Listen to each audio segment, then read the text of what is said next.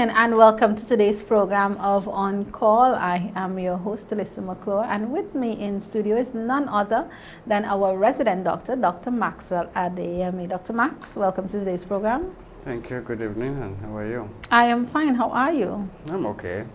All right. Well, I know you are always a man of business and always about business.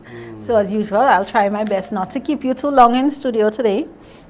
All right. But today we are going to be looking at something that I guess is a little spin-off from our last discussion. We were looking at stress and infertility, especially dealing with females. Right. And today we are going to look at a cause of infertility in men, which is the low sperm count. All right. So, Doc, welcome to today's program again. Thank you. All right. And so as we start off, first of all, just explain to us what really is low sperm count and what does it mean really for males and fertility? Well, basically, when we talk about low sperm count, we're talking about the amount of sperm cells at a particular, sexual encounter where somebody has an ejaculation. The ejaculation or the semen that comes out is called an ejaculate. And in most definitions, they will tell you there has to be at least about 20 million sperm cells per that ejaculate that comes out, which is usually about like 3 males. 20 million sperm cells. Yeah, 20 million sperm cells. And out of that 20 million sperm cells, only one normally will swim to fertilize the egg for conception. Fertilization. So you could say you're 1 in 20 million. So it's 1 in 20 million. Now, so that is the normal thing. You must have at least 20 million cells. Now, low sperm count is therefore defined as an ejaculate that contains less than about 15 million sperm cells. So if it's 20 is normal. 20 and less above than is 15. Less than 15, then is considered a low sperm. And when you have a low sperm count, then there's a tendency that you may have problem fertilizing an egg. Right. How many men are usually, I know I'm kind of getting ahead of myself, but in your experience, how many men are usually aware that maybe the reason their spouse is having issue conceiving could be because of low sperm count? That is highly debatable, because one thing men to actually know that they have a problem. Is another problem for them to accept that the problem is theirs. A lot of time, men being macho and always think that they don't accept that they're the problem. And if you don't accept that there's a problem, then you will not actually go and look for what the problem is. Yeah? And therefore, for most cases of infertility, about 40% of those infertility cases are either due to male factor alone or male-female factor. So it could be a combination of the two? It could be a combination of the two, or it could be just one, the man alone being the problem. So in all the cases that you see, in the cases of infertility, so 40 out of the 100 is because there's a male factor involved. So if a wife is trying to conceive and she realizes that, we looked at the period of conception, and when you call it, so they must have a year of unprotected sex as long as you're younger than 35 years of age. Right. We did that in the last program. If you missed it, you can always check our YouTube channel for the programs. We have them there.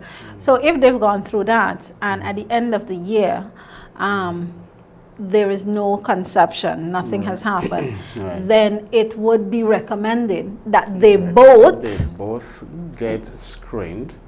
Okay, but what normally we see is what we see is that the man thinks, okay, I'm okay, so you woman go check yourself. Okay, and they think and they insist that they are not the problem, the woman is the problem. But what the research shows is that, like I said, 40% of those cases is either because it's the man alone or there's a woman and man issue. All right, Doc, I think I would have mentioned this scenario to you before, but I mean, it is so, I don't want to say mind-boggling, but it's one that, you know, I just want to throw it out there. So, in a case where maybe the couple come together and the wife would have had a child from a previous relationship, the husband has none, but within the marriage, the wife has been unable to conceive. Does it make sense, or does it seem rational that at this point the man would be accusing the woman of having issues and possibly having issues conceiving? Okay, it's a possibility that, okay, after a woman has a baby before and she's married to somebody now, that either of them could have a problem, because the woman could end up with what they call a secondary infertility, in which case maybe after having the first baby, okay, or the children or whatever, she develops a problem. Things like maybe infection that blocks the tube or other kind of problem that may precipitate infertility. So that could occur, all right? But the man also needs to also know that I could be the problem, and therefore both of them in that instance should check themselves. But you say there are many men who go around with a macho tendency, and therefore they would automatically assume that even though you might have had a child before, the fact that you're not conceiving means that something is wrong with you now, and absolutely nothing is wrong with me, even though I don't have any track record or anything so to prove. And it could happen to a man before, he's fathered a child before, and suddenly something happens, or along the line something happens, low sperm count develops, and he's unable to. Well, you know, well, let's look at some of the factors that could cause low sperm count. So I know we're going to start with being overweight. Right. So how does that affect your sperm count? Okay, basically is that you have obesity and overweight. Most of the researchers have shown that people who are over 30 BMI, okay, they tend to, you know, have a decline in their sperm count as they go on. Because, you know, I told you before that obesity promotes female hormone production, and some of these things could impact on the level of testosterone that you could have, and therefore also impact on spermatogenesis. So the obesity, being overweight, could actually, in a male, promote progesterone, and therefore it decreases the level of testosterone that you have, and then may interfere with, you know, the what they call spermatogenesis, which is the generation and the development of sperm cells, and that could happen. All right. Now, tight pants. There's this new thing now, right? Especially I see the young men. They wear these really tight pants. The skinny pants, they call it. It's not just, I know we had these skinny jeans, but now I even see them at work, and the pants are actually hugging their upper thighs. And I mean, I guess they don't understand. What are the implications of that and their fertility? The implication of that is that such men may put themselves at risk of developing infertility through low sperm count. What happens is that your body was made in a way that there's a different temperature between the outside temperature and the temperature inside of the body. And that is one of the reasons why the testes develop outside of the body, that's the way God put it, to protect the testes, really. Because the temperature that is inside of the body is a little too much for the testes. That's why the scrotum is outside of the body, and the scrotum will harbor and house the testes. Now, that is to protect in terms of temperature control. When you wear this tight pants and tight shorts and tight everything, what you are doing is heating up the balls and heating up the scrotum and the testes at a temperature that is not conducive for sperm cell production. And that in itself could lead to problem. And therefore men need to be aware of that and take necessary action. But I guess most times in cases like this, they don't understand the damage they're doing until maybe a little late in life when they've decided to settle down and to start a family. But when you're young, it all looks nice and quote unquote nice and sexy and everything, but in future you may have some problems. All right, now I know we would have mentioned about this on other, drinking and smoking. I mean, for many reasons, not just infertility, but for many reasons, drinking and smoking can have detrimental effects on you. But how does it apply to infertility? The alcohol consumption actually has been noted to lower the sperm count and the concentration of sperms per males of semen. That's one of the problems. And in collaboration with smoking, they have the tendency also to damage the DNAs of the sperms and therefore cause abnormal sperms, which may lead to abnormality of, fertilization and possibly the implanted egg, and you could have abnormal children, that kind of stuff. Marijuana. I know this is, I guess we could equate this to smoking, but how does it have a different chemical reaction? No, they said the marijuana, the chemical in the marijuana seems to affect the size and the shape of the sperm and also inhibits sperm function. And that is the problem with marijuana, okay? It works in a very similar way with smoking too, but it has added effect on the sperm function. It inhibits that and cause problems. Okay. I did not know that. Yes, it does. The one that next one that looks a bit strange to me, non-skid pans. I mean, as a female, and I know people like to cook, and this is one of the rages is the non-skid pans, the new pans with the nice coated bottom. So of course you have to use your plastic utensils or wooden utensils. Okay. How does that affect men's fertility? I mean, I've never known there was even a correlation. Yes, there is a correlation between some of the chemical interference with sperm cells. You have chemicals that are found in the non-stick pans. That's why we call them the perfluorochemicals or PFCs. You also have the chemicals that you find in sunscreen that we use to protect ourselves, the octinoxate and the oxybenzynes and stuff like that. These things have the tendency to not only reduce the sperm's efficiency, they also cause problem with the DNA of the sperms and cause destruction, and invariably, sperm's defects may occur. So how does that mean then that food cooked in one of these pans should not be served to males, or if I have them in my kitchen, I should throw them out for fear that I'm going to affect my husband's sperm count? I mean, the teaching is always that you limit your exposure to them, okay? It's not like as you use it once or twice or three times that obviously it will damage you. I mean, no, but with overexposure and continuous exposure will also cause problems. Take, for example, also the BPA, the biphenyls that we have in the plastic bottles and stuff. Some of them mimic female hormones, the estrogen. Okay, these plastic bottles that we have waters in. That's why they say don't lock it up in your car, because the heat the gets. Thing that we have with lunch kits and stuff like that. When they're exposed to excessive heat and stuff like that, they change their content and they release chemicals that act just like estrogens. They are pro-estrogen, chemicals, and therefore they will oppose the actions of testosterone, okay, and cause problem in men. Okay, so don't throw away your pots and pans, just limit the exposure. So limit how much you use it, right? That will work. And still be very careful. I know cell phones, especially for women, we have to be very careful with putting cell phones in our breast pockets and so on because of the radiation. But how does that affect men? Because we know men, this also go in, collaboration with like the laptops and stuff like that, because they generate some minimal levels of radiation.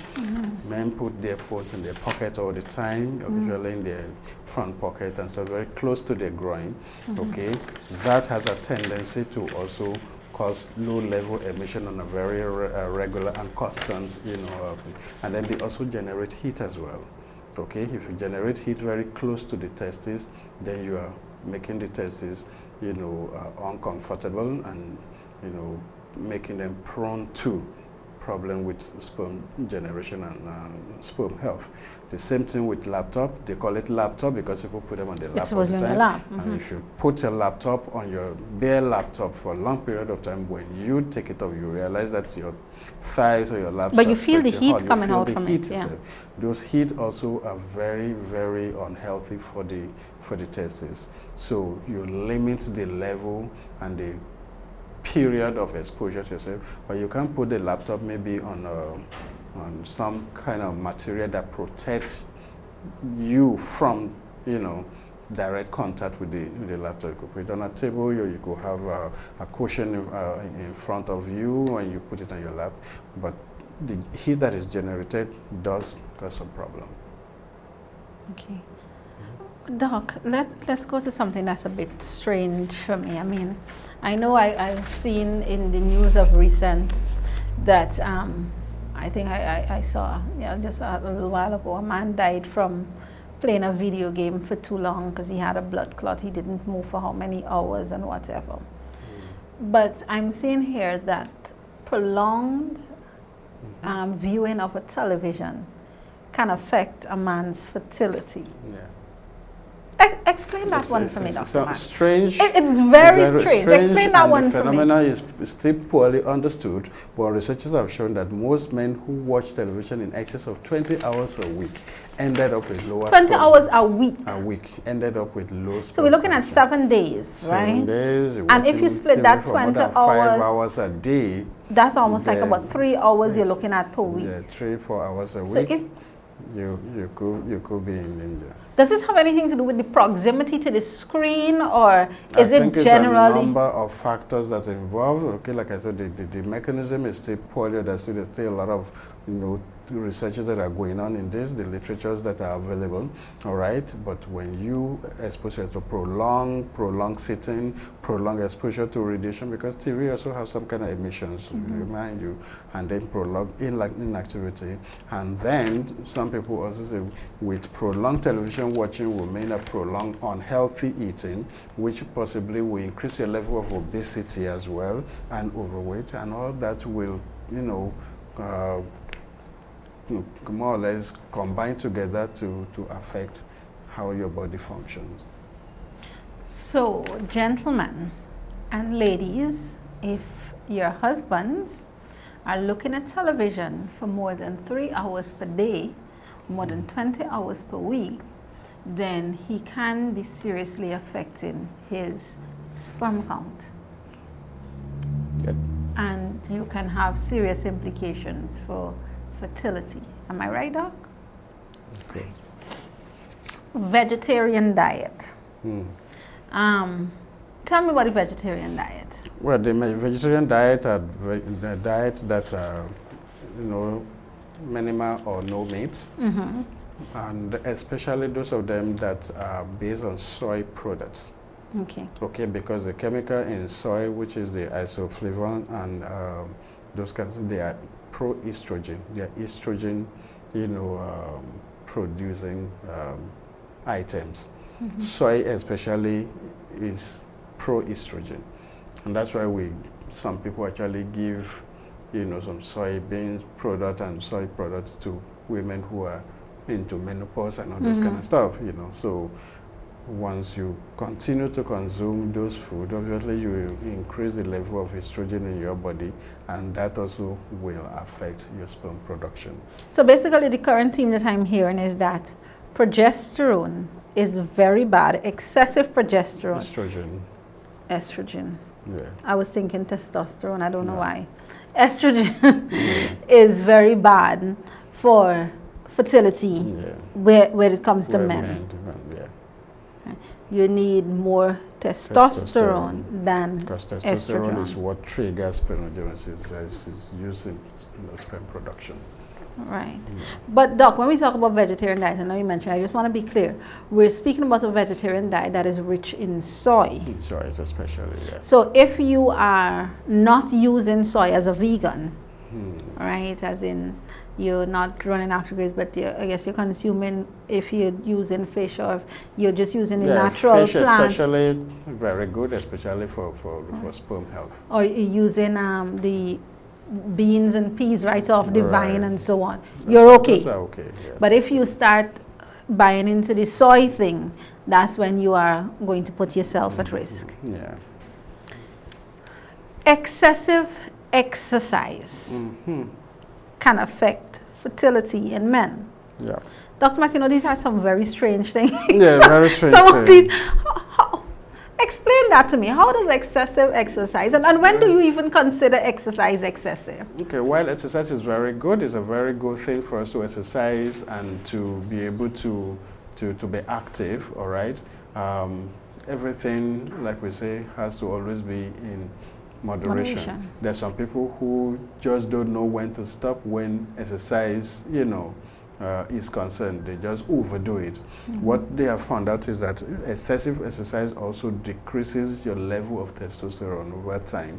And when that happens, obviously, it will decrease your sperm count, okay? And exercising also in terms of some other people who also are doing bicycle riding, okay? Apart from continuous exercise, the bicycle riding also heats up the testes because you're sitting on this on the seat of the bicycle, and continuous prolonged bicycle riding heats up the testes and could also cause temperature increment that may not be healthy for the testes. Wow. So exercise is good. Yeah. But exercise in moderation. Well, I mean, this next one is not too very hard for me to comprehend as medical treatments. Yeah. Right? And medical conditions. So let's talk a little bit about that. What kind of treatments would a person need to go through that would have their fertility? Yeah, we have some medical treatments if you're getting treated for some medical conditions, especially things like maybe you're undergoing chemotherapy or radiation therapy, or even having x-rays, because excessive x-ray exposure, because that may not always be good as well. We recommend that you don't take x-ray more than a frequency of every 6 months. There's some people who just feel everything that goes wrong with them, they must go and take x-ray. X-ray is not a treatment. It's just a way of making a diagnosis, okay? So, excessive exposure to x-rays or any form of radiations, chemotherapy, okay, even certain antibiotics and some antifungal tablets that we use when you have some, fungus and all kind of thing. Those medications, they tend to also have a negative effect on sperm health and male fertility. Right. We were looking at because I mentioned some of the medical conditions, conditions such as varicose veins. So when you have men get varicose veins, what they call men who get varicose veins. I've never seen a varicose vein on a man. Yeah, plenty. Men have varicose veins. But what we're looking at right now specifically is varicocele. That's when there's a varicose veins within the testes, okay. Oh, they can get varicose veins there as well? That is called a varicose, and that has to be surgically dealt with. Okay, so that could cause a problem. Okay, undescended testes, you don't have to do the testes has to be outside of the body so that the temperature can be regulated. If the testis is undescended, that means it's still in the abdominal cavity, especially for young babies and young children. That is very dangerous. So that is why when they go to the hospital or the health center after 6 weeks or 8 weeks of birth, the doctor or the nurses will check the testes to be sure that the two testes are in the scrotal sac. If that is not, then a possible diagnosis of undescended testes is made, because if that is not dealt with surgically to reduce it, then the testes will die from excessive heat. Okay, untreated sexually transmitted diseases like chlamydia, all those things will block the tube, all those STDs, and then you also have other kind of STDs that may complicate the female or male reproductive system. Male who also have surgical procedure for prostate, that maybe they have vasectomy and stuff like that, they could also have problem with sperm count and fertility. But I don't think we have this next challenge so much in the Caribbean unless you're dealing directly with chemicals or so. That's toxins.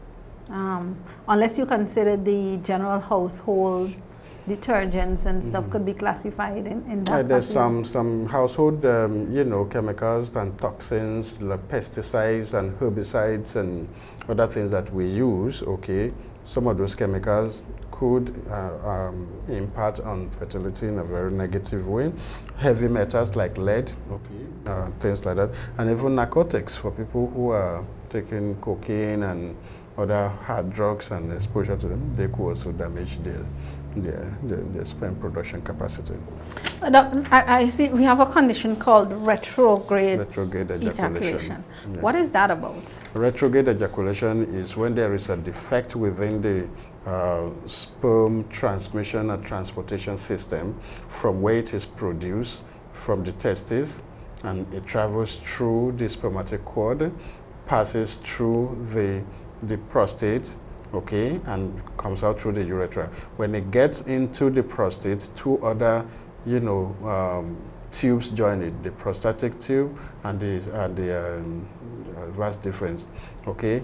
Those also carry different, chemicals that nourishes the semen, and they are joined by the urethra coming down from the bladder. What happens in the retrograde ejaculation is instead of the semen coming out through the urethra, through the penis, into the vagina during sex, there's a backflow, and this goes straight into the bladder through the connection that comes from the bladder and through the prostate. And when that happens, all the semen, instead of flowing out, flows into the bladder. The only way we can diagnose that is you go and do a urinalysis. But then it comes out in the urine. Yeah, eventually when you pass urine, then, okay, so what we normally tell people with that kind of problem is to pass urine immediately after sex. And what you will see is a lot of sperm cells in the laboratory. Okay, instead of just urine alone, they have a lot of sperms in the urine. So the woman is not getting the semen goes into the bladder. And that is one of the major causes of infertility in men. Can that be corrected surgically? Surgically, yes, it could be, because I think it's because of a valve problem. Okay. And surgically, that could be corrected. But again, I think you'd mentioned sometimes some men don't like to get surgery on that particular part of their anatomy. No, most men fear that don't even want to even get a basic examination done, talk less of surgery. Okay? Because we have problems even doing the digital rectal examination for prostate, or even doing any other thing around that area, because it's something that most men don't like to talk about. Or they figure any type of knife cutting anywhere there might render them impotent. If the doctor probably makes a mistake or something. Then, that is it for them. Thank you so very much for your time, Dr. Max. And viewers, thank you very much for tuning in today. I do trust that you would have gleaned some information from today's program. If not for you, for somebody else, that you may be able to share it with them. Of course, this is on call. If you have any questions, any queries, any concerns, you can call us at 297-6602 or email us at tobagoinspirational@gmail.com. Thank you very much for viewing. Have a good evening. See you next week, same time, same place. Bye for now.